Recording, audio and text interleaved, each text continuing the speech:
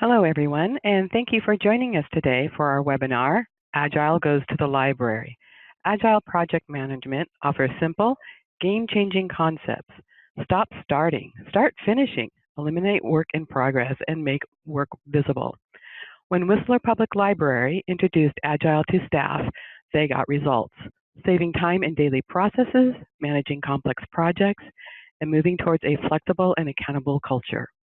Washington County Cooperative Library Services also saw results when using Scrum, an agile framework that promises accomplishing twice the work in half the time with cross-functional teams. They were able to implement a new catalog in a matter of months. How? Hear these stories, learn the basics, and begin your journey as an agile library. My name is Chelsea Jordan-Makeley. I'm a Technology and Support Services Librarian at Whistler Public Library. My name is Elizabeth Tracy, and I am the Library Director here at Whistler Public Library. Yeah, I'm PJ Bentley. I'm Collections and Adult Services Supervisor with WCCLS. I'm Maria McShane. I'm the Training and Web Content Librarian. And I'm Crystal Trice, Library Project Coordinator. And thank you so much to all of our attendees for bearing with us. I think we are ready to go now. Woohoo! Okay. Agile goes to the library. So this is Chelsea speaking, and Elizabeth and I were lucky enough to present a similar version of this talk last year at PLA in Philadelphia. After that, Crystal reached out to us and said Washington County was just at the beginning of their Agile journey. I looked at my calendar yesterday, and it was actually a year ago last month that Crystal and I talked by phone. And so since that time, it's all come together, and we're able to offer two different perspectives about implementing Agile in public libraries. Okay. So this is a reprise of the talk that we gave last month in Vancouver, Washington at the OLA-WLA conference. There's our team. And here's what we're going to do today. Our agenda, we are going to talk about what is Agile. I'll share the history, the manifesto, and the principles. So these basics are just where Whistler started its journey. These are little ideas that were able to help us begin changing our culture. And then after that, Washington County is going to share their perspective about using Scrum, an Agile framework for project management. And we'll be sure to share with you lots of resources so that you can continue learning and trying some of these ideas out on your own. So what is Agile? What we're looking at here is the manifesto for Agile software development. So Agile was created by a bunch of software developers in Silicon Valley years ago. They got together and they said, these are the things that we agree make us good at what we do. So this is why this slide is so ugly, is because it's a screenshot of the web page that they've never changed since they agreed upon it years ago. And it's available at agilemanifesto.org. So I just want to read through this a little bit. We are uncovering better ways of developing software by doing it and helping others do it. Through this work, we have come to value individuals and interactions over processes and tools, working software over comprehensive documentation, customer collaboration over contract negotiation, responding to change over following a plan. I really want to highlight the preamble, uncovering better ways by doing it, because this isn't theoretical stuff. This is very practical, based on empirical knowledge that you gain through actual experience. So obviously this is geared towards people in the tech industry, but when you read it, you can probably think of how it might apply in a library setting.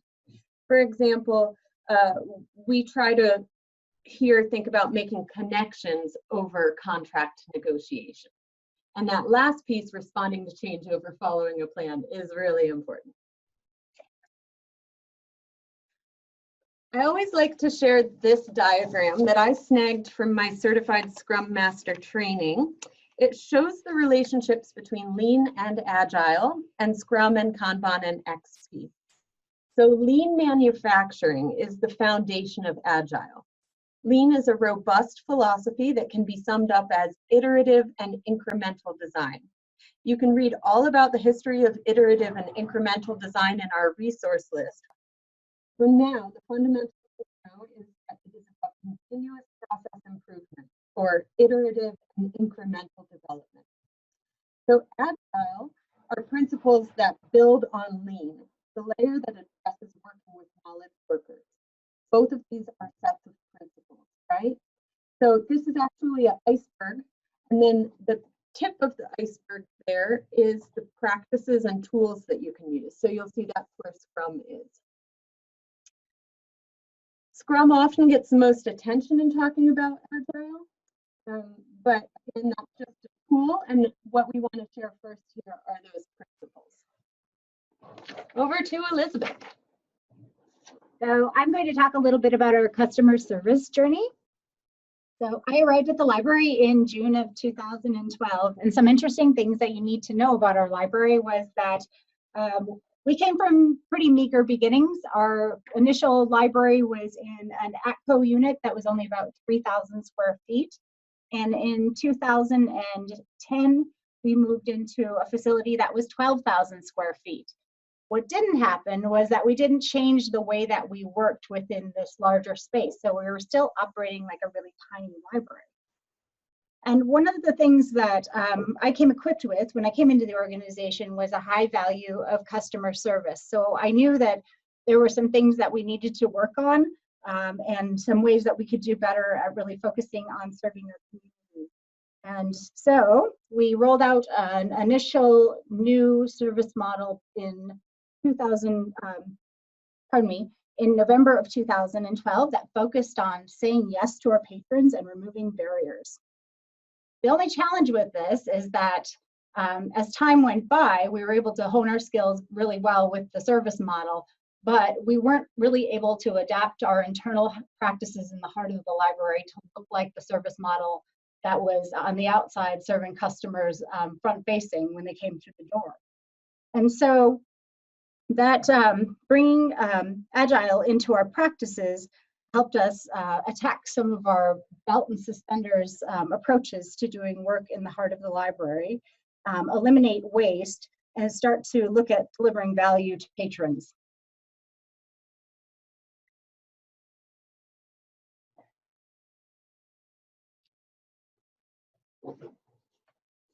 So another core principle of lean is to get rid of waste. There are 3 types of lean that we talk about in lean. The first one is muda. So these are non-value adding activities. These are, I think of them as the things that your customers don't really benefit from it in any way. So before I came on to work at the library here, there had just been a time audit. And one of the things that they found in the time audit was that we were spending significant amount of time doing things like organizing our book drop and just moving materials around in the back. So that's an example of muda that we're able to cut out to make more capacity for ourselves. Second, we have muri. So this is overburden. You can't be productive, you can't respond to change or work as a team when there's too much on your plate. And I think we've all experienced that before. In an environment in which flat is the new up, we're accustomed to doing more with less, we may not be able to do too much about muri, except to be aware and to recognize how overburden manifests in our organizations and day to day. Once you've recognized overburden, you can at least ask for help. The third type of waste is mura, so this is imbalance, and it refers to uneven workloads. It applies to people or to machines. Great variance in your workflow can be really disruptive.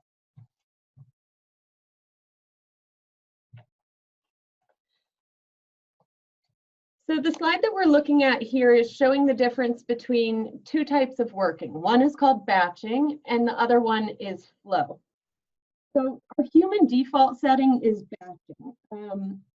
You see here, there's an example of somebody stuffing flyers that they print them all, they fold them all, they stuff them all, they address them all, they stamp them all, and then they deliver them all. In a flow environment, you get one flyer out, another flyer out, from start to finish. So the way that applies in the library is that our customers are receiving value throughout the day, because instead of making a pile of all of our, say, ILLs to deal with at one point, whenever we come across one, we're processing it and getting it out to the patron. In our resource list, check out 2 videos that are there that are about batching versus flow. One of them uses the example of an elevator versus an escalator. So in the elevator scenario, people are standing and waiting, whereas with the escalator, there's continuous flow. Value on arrival at the upper floor is a constant. So I guess this is a good segue to one of our favorite Agile phrases: stop starting, start finishing. Elizabeth again here. So one of the things that was a significant part of our culture that we really needed to peel back the layers of the onion on was a culture of busy. And I think people are often familiar with this when working in the nonprofit sector, that we feel like the busier we are, the more value we have. But that is not the case. In fact, people's capacity to work is diminished by, cognitive capacity to work is diminished by about 20% if they are too overburdened or busy. So part of bringing in Agile was to create a more humane and Zen workspace, and that is leaving space for creativity and innovation. And that innovation just being the ability to look at what we're doing and stand back and do things differently. So we take one thing at a time until it's done. That may not mean the whole project, but smaller bites. Another relevant saying that we have is, we eat the elephant one bite at a time. Our team has found that this does include minimizing interruptions where possible, but mostly it applies to work in progress. We have lots of projects we've begun, and we're leaving that work undone or letting it change hands. All that work in progress represents value that's not being delivered to our customer, and it's also wasteful energy. So, as I said, those ends, Agile is very Zen or mindful. It's paying attention to what we're doing one thing at a time, preferably things that we can finish. This approach means that we're able to be iterative, we're able to initiate things, tweak them as they go along, and also welcome changing requirements. So some things you need to know about our customer service delivery is that they're driven by reliability, responsiveness, and relationship building. And while we've always been great at being responsive and we're really good at building relationships, reliability has sometimes been more difficult. Like a lot of organizations, problem solving is a challenge. We have something that we talk about in our organization, which is TOFU, which means take ownership and follow up. And we talk about how that relates to being reliable. And using Agile has helped us be better at TOFUing and solving problems. One of our initial meetings with our Agile coach was to talk about the difference between responsibility and accountability.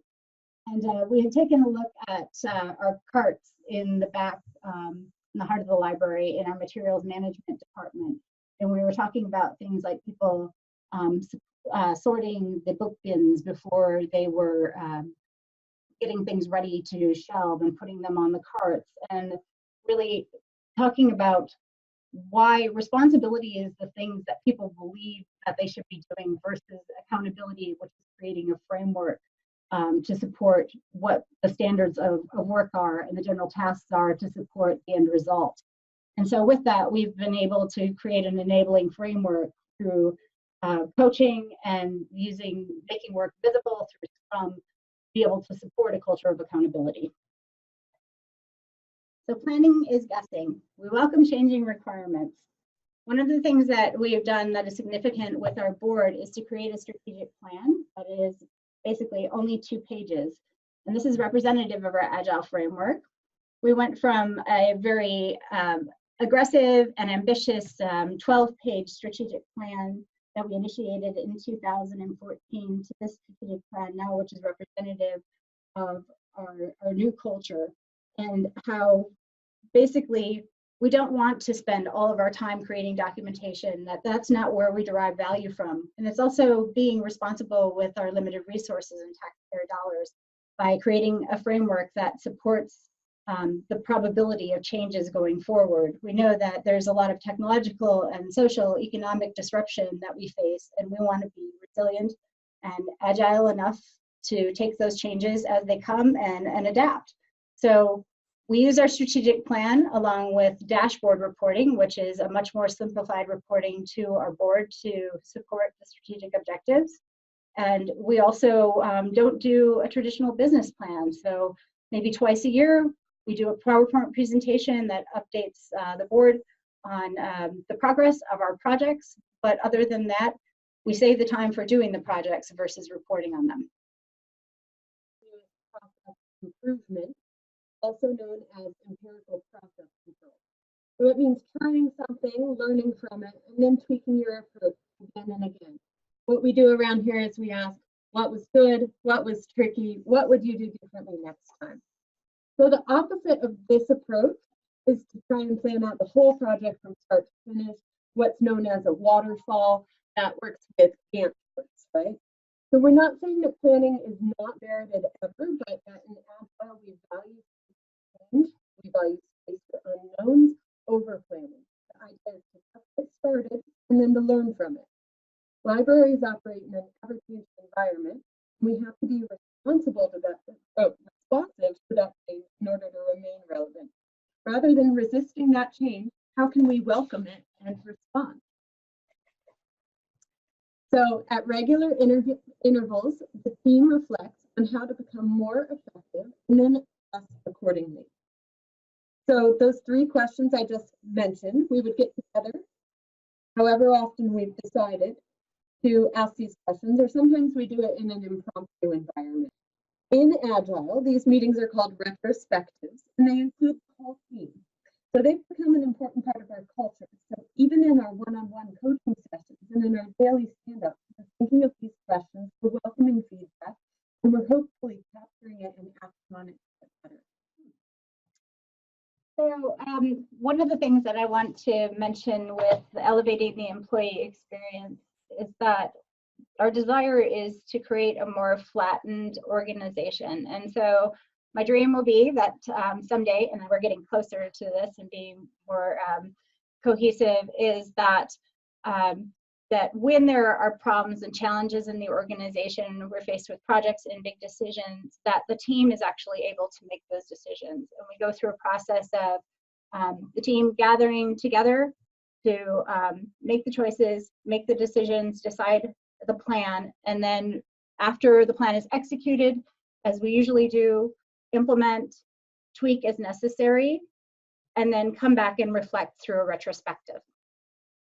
So one of the things that we've done as well to try to make more space in our lives and in our days for the predictable and unpredictable things is that we try to be more respectful in the way that we connect with one another.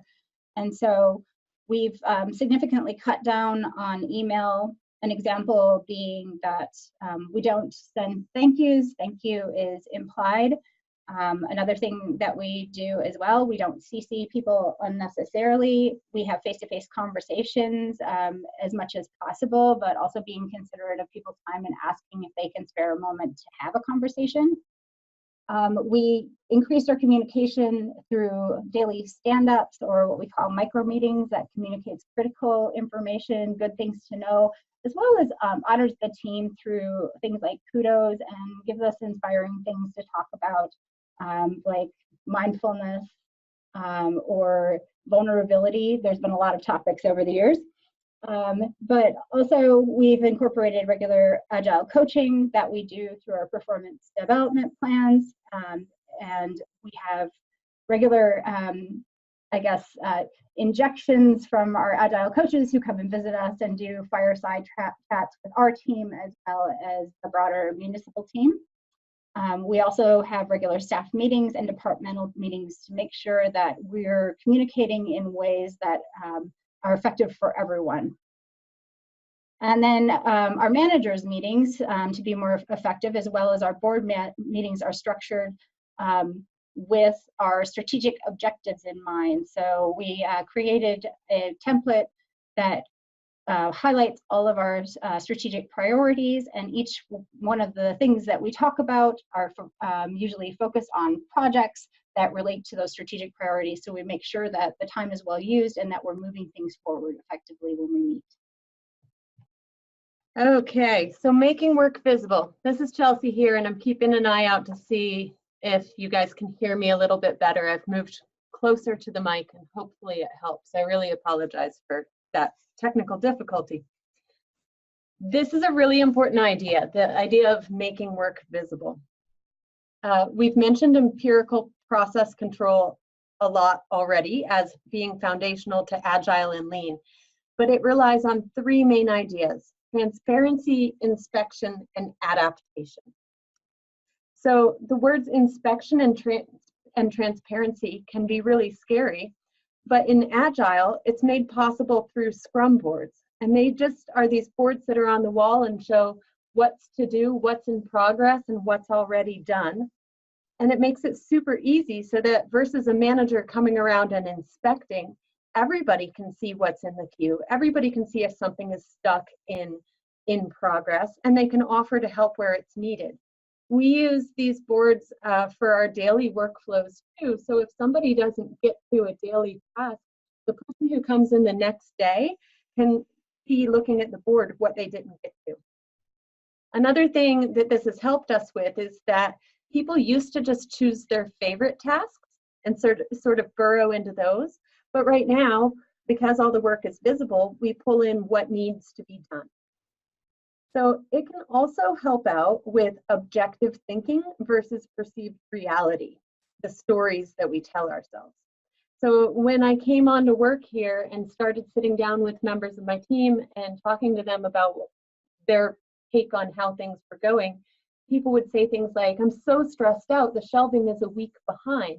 And I would look and go, I'm not really sure that's true. So I don't know if you can see too well in this picture, but there's a tiny sticky note on the end of that green card. And that is the date that those books came in through the book drop, right? So just by making this simple tracking, we're able to make the work visible and manage the objective reality and keep an eye out, is the shelving, more than 3 days behind, which is the limit that we've set for ourselves. Because this is continuous flow. Those things are supposed to be always going out to deliver value for our customers. Another example is that we used to receive incoming ILLs and tuck them away on a shelf in a back room. Well, now they just go out so that they are visible and everybody can see the work that needs to be done. So I think since I just mentioned Scrum a little bit, it's a good segue to pass over to Washington County, and I'm going to stop sharing our screen now as I think how this is going to work. Thank you, Chelsea and Elizabeth. That was great. Just one moment while we switch our screen sharing. This is Crystal at WCCLS, and we're going to talk about Scrum. Scrum is a framework that helps Agile principles come to life. I was a new project coordinator. We're going to talk about a project that we did, and I didn't really want to make things up as we went along. I wanted to use a proven framework, and Scrum has proven itself to work for more than 2 decades. In software development, for sure, but also in airplane manufacturing and in education. In fact, in EduScrum, they find that students finish the curriculum early and have better grades and test scores, and discipline problems virtually disappear. Scrum is also used in the CIO office of the state of Washington. So Scrum is also great for organizations who are new to the Agile mindset. And doing this framework causes your team to live out the Agile principles without having to totally take them all in as an organization. So you kind of live in your own Agile bubble with Scrum. And this is what Scrum looks like. It's easy, right? It's funny that the title of the slide is Scrum Simple Rules. This comes from Scrum Inc. Because it's kind of overwhelming, all the vocabulary. And in fact, Scrum is a lot of new vocabulary terms, and some of them seem weird in the library world. But at its heart, it actually is easy because it's just 3 roles, 5 events, and 3 artifacts. And the whole framework can be described in a 16-page document, as opposed to like the PMBOK guide that, you would really hurt your toe if you dropped it on it. So it's a 16-page document that you can access online, and it's in our resources guide at the end. And it's actually really easy to start doing Scrum once you learn all the vocabulary, of course, but it's harder to do it well. In fact, the word Scrum itself is a funny term because it comes from rugby. And this is what a Scrum looks like. It's everyone pushing towards the same goal. In this case, the teams are pushing against each other, but in our project, we weren't pushing against another team. We were all pushing towards a goal of implementing a new discovery layer. Yeah, hi, so this is PJ. So the first time we used Scrum here at WCCLS was starting a little over a year ago. And we were taking on a really big project. We were going to be implementing a new discovery layer for our catalog, the BiblioCommons BiblioCore catalog, which was going to be, about as big of a change as a library can implement. Is the most public-facing part of your library online is the catalog. With it being such a big undertaking, it was both a risk to use a new framework like Scrum, but also kind of our only option. We wanted to have it done before the end of 2018, and we were starting in late spring of 2018. So when we went to BiblioCommons and kind of talked about like a typical timeline for this kind of project, they said, at earliest you'll be done like in January 2019. And we wanted to get in under that wire because we had other projects we didn't want to overlap with. Scrum was, a risk, but also with that promise of getting work done at a higher velocity and coming in under deadline, it was worth the risk. So Crystal, who's here with us, our manager sent her off to actually get training and certified as a Scrum Master, which really helped. So she organized what you see in the picture here, our kickoff event. So we brought in people from across different work groups at WCCLS, myself, who was in collections and adult services, our two Amy's who worked in cataloging and with the ILS, and Maria, who was on our web team. And then Crystal was our Scrum Master. So this was a true cross-functional team with people from different work areas coming together and investing in getting Crystal certified, I think really helped us because everybody else was new to this process. Two of us were actually new to our jobs. Actually, three of us were new to our jobs. And so we really needed to have somebody there who was kind of like certified and knew the framework to guide us along. So during this kickoff, we kind of set up what are called like user stories, which is basically like why we're doing this project, like what we're hoping to reach by the time we reach the end of the project. And also we established our team values, which was a really fun practice. Our three team values were fun, with an exclamation point, kind, honesty, and perspective. And this was new for me when starting off a team to actually, like, everybody in the room, we're self-organized and we're gonna come up with these values together. And then part of Scrum is you don't just kind of write them down and then that's it. As you go through the process of the project, you're constantly revisiting and checking in to see, like, are these our values, and how are we meeting these values? Are we doing okay? And because we want to make sure that as a team, if we kind of establish that we want to have fun or we want to keep perspective, that we're doing that through the life of the project. So we actually checked in at the end of the project and at other points in the project to see how we were doing on the values, and we did pretty well. We scored ourselves on a 5-point scale. We got a 3.9 for fun, 3.5 for kind honesty, and a 3.3 for perspective. So, for the most part, we felt like we did meet those values through the project. Okay, this is Maria, and as you saw in Whistler's slides, we also had a board, because you can't do this without a board in some form. And we started out, as you see here, on just a wall in our office with some Post-it notes and a pen and a flat surface. That's pretty much all you need to get started.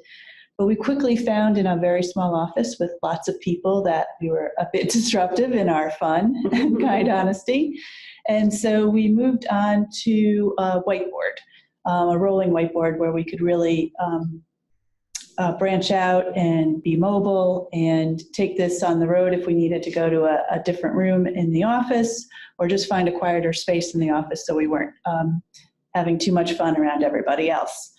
And as you can see, there's a picture here of our board at one point in the process. And if you can see the columns, there's product backlog, and that's all the things we still need to do. So we just put stickies and worry about it later. Our sprint backlog, what we want to get done either this week or whatever our sprint is, whatever time frame. In progress, what someone's already pulled, and we'll talk about that in a minute, what work's already been pulled that we're working on. Waiting, we're waiting for somebody else or a response, or maybe something from our friends of the team, which we'll talk about as well. And then completed, and it feels amazing to move a Post-it note from in progress to completed, I will tell you. What's nice about having this whiteboard too is we were also able to record other things around Scrum, all those buzzwords like velocity and sprinkles and Kaizen. And those we kept there in order to keep our perspective as well. And then we had just some places where we can do some other reference or notes to ourselves as we worked along. Kaizen, if you haven't heard of it before, is one small improvement. So what can we do when we're doing our retrospective every week? We talk about what worked well, but we also talk about what could we improve on next week. And so we're continuously making the process better for ourselves as we're within the process, instead of waiting till the end of a project and then having kind of lessons learned. And so one big thing I will tell you is that we first started meeting on Friday afternoons, and everyone was grumpy about that. But because we had Kaizen, because it was a built-in part of the process, there was a way to say, you know, my happiness is a little low, and this is something we can improve on. And we moved from afternoons to Friday mornings, and that I'm sure really shot up our happiness score. So all those parts work, and it's because they're built into the process and help you move along. And this is just a screenshot. We've started another Scrum team for a different project. It's blurred out on purpose because it's kind of a sensitive project that we're working on. And it's with a team of 5 people that are located in 3 different locations. And so we can't meet face-to-face like we did for our first Scrum project. So we're using conferencing software, GoToMeeting, and then we're using this. It's called Trello, and you can use it for free as well as our Scrum board. And I do miss some of the physical benefits of moving those sticky notes across the whiteboard, but Trello has other benefits. With Trello, we have a history of all the work that we've done, and so we can refer to it later. And also you can pop in links to share documents and resources, so Trello really becomes the one-stop shop for our whole team. And another great benefit is that all of our friends of the team were easily able to see everything that we're doing and even pull work themselves. Okay, so you've heard a lot about Agile teams by now, and so we thought we'd take a look at those versus a traditional team to kind of get a little more perspective. A traditional team usually has a leader, and they assign the work, and everyone maybe is picked to be on the team, and you just kind of wait for your assignment and go do it and come back later and say it's done. Agile teams are much more proactive, they're much more intentional and thoughtful. So as you can see, there is a facilitator of the team, but everyone's an equal member, and everyone leaves their job title at the door, and everyone has the same voice and can pull work and come up with ideas themselves. And so everyone's almost a leader in a way. You're not waiting for someone else to tell you what to do. You're part of the process. Teams make their own decisions. As you saw, we decided on our team values, and we all decide to move along together. And we own our decisions. So it's not a leader making decisions and telling us which way to go. As a team, we make our decisions together and own them. So what does that mean? So instead of pushing work, where someone's pushing it on us, we're pulling work, we're taking work on ourselves. And you have to include a sense of ownership and accountability when you start on an Agile team, because it is very much based on the honor system where you're pulling work that you think you can do in the amount of time that the sprint is on and the amount of work you have in other projects, because we all have different hats. But that doesn't mean you have to take it on yourself. The great part of working in an Agile team is maybe something you don't know or you haven't done before. You can just ask another team member if they want to do it with you. And so it really does build the relationships among a team and the team members. And sometimes you might have to nicely ask people to pull work, but once everyone gets going in a project and once you've done it once, you can really see the benefit of everyone getting on board and pulling work as it's needed to be done. So I mentioned friends of the team. And those are people that have to be part of the process in some way. When we did this project, we needed our network team in order to set up all the connections to the new catalog from our ILS system. So they were a friend of the team. And what those friends do is we need them for their expertise, but they don't have to be at every daily stand-up and at every meeting. But they need to be aware of the project, when they might be needed, and just kept up to date as how the project's going on. So they're using their time wisely.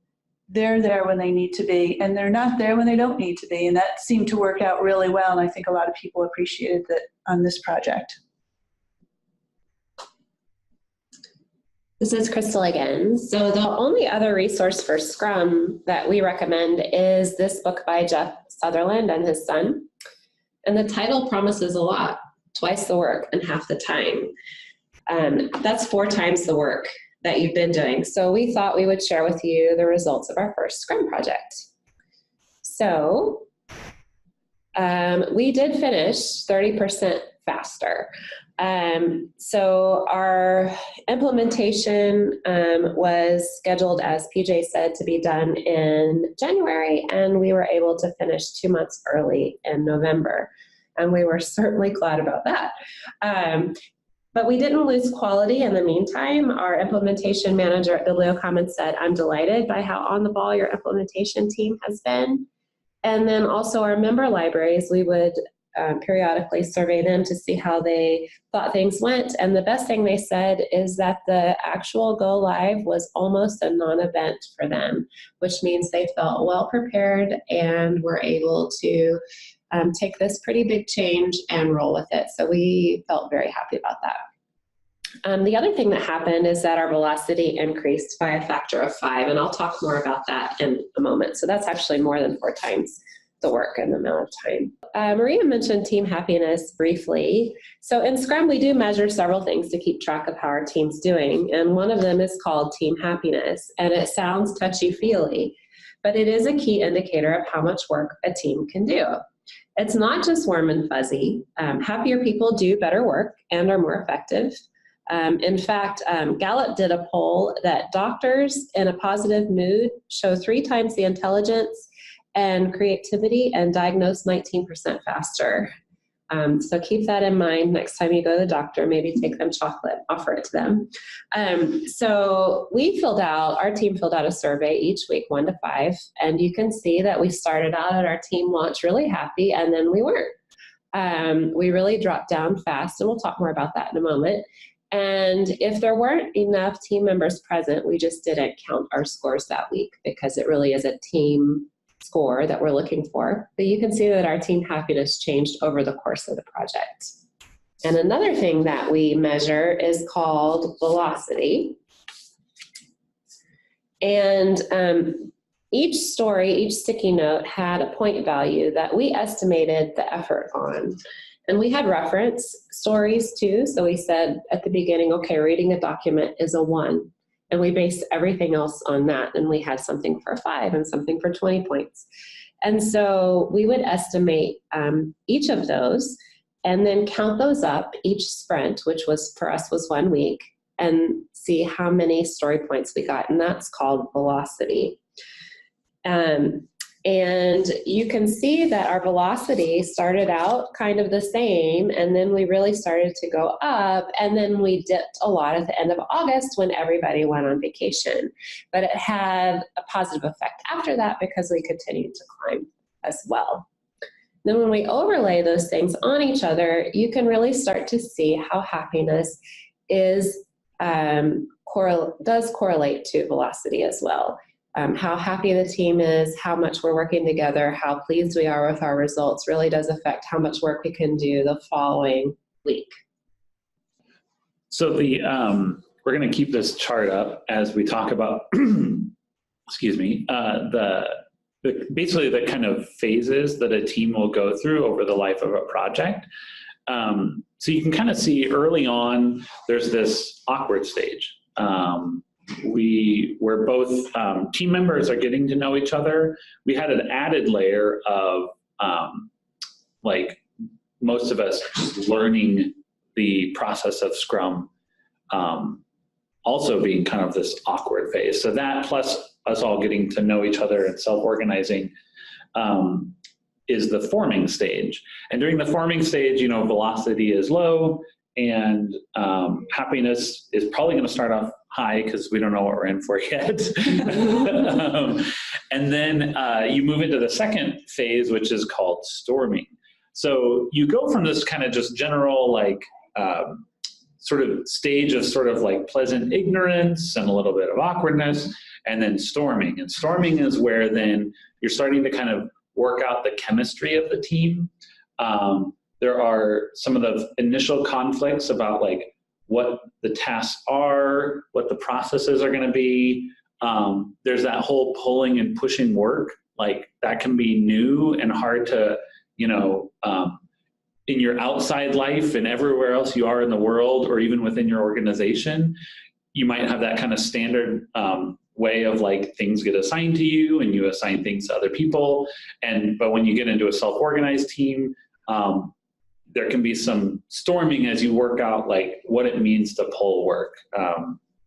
And also just figuring out who does what and all that kind of stuff that comes up when you have, you know, a small group working closely together.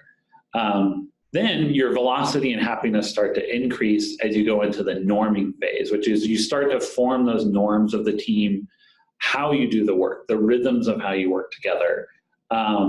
And then it kind of escalates into performing, where it's like you've established the norms and then you really know how to work together well. And that's where you're that's where you're like on like a high cruise control. You've internalized a lot of the processes of Scrum and of your particular team and are really able to kind of do a higher velocity of work and in a more engaging way than you had kind of envisioned from that initial forming and storming stages. And then the last part, you can kind of see there's like these real spikes in velocity and also kind of this declining or jumpiness and the happiness. And that's a journey. That's that kind of like post-summer camp feel where you've just like, and in some other places in Agile, they call it like the burn down, I believe, that where you're ramping down and you have these kind of very normal human feelings of almost a chemical response of the kind of highs of exhilaration, and then all of a sudden you cross that project deadline and you've completed it, and there's this sort of realization of like, oh, this kind of small family of a team is going to dissolve, you know, or change as the project ramps down, and that can be emotional. And I just briefly want to say that knowing we learned these from Crystal at the beginning, that like, hey, this is kind of what a normal team, a self-organizing team that is functional is going to go through. And for me, it was really helpful to kind of remove the emotional burden of not feeling like if we're going through the storming phase that anybody's at fault or it's some failing on my part. That these are just normal stages that teams go through. And then often if you aren't intentionally having a framework for your team, a lot of teams will just storm the whole way through, or maybe they'll reach some norms and then peter out. Scrum helps to kind of make sure that you're moving on to those next phases.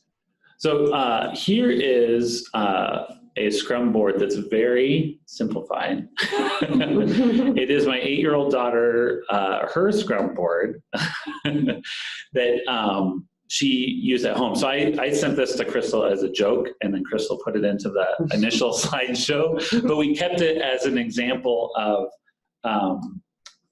how Scrum can be utilized, or just the principles of and other frameworks for Scrum, like a Kanban board, can be implemented in so many different ways, and even in other parts of your life. So at home, my wife and I have used a Kanban board and elements of Scrum to sell a car that broke down and purchase a new vehicle.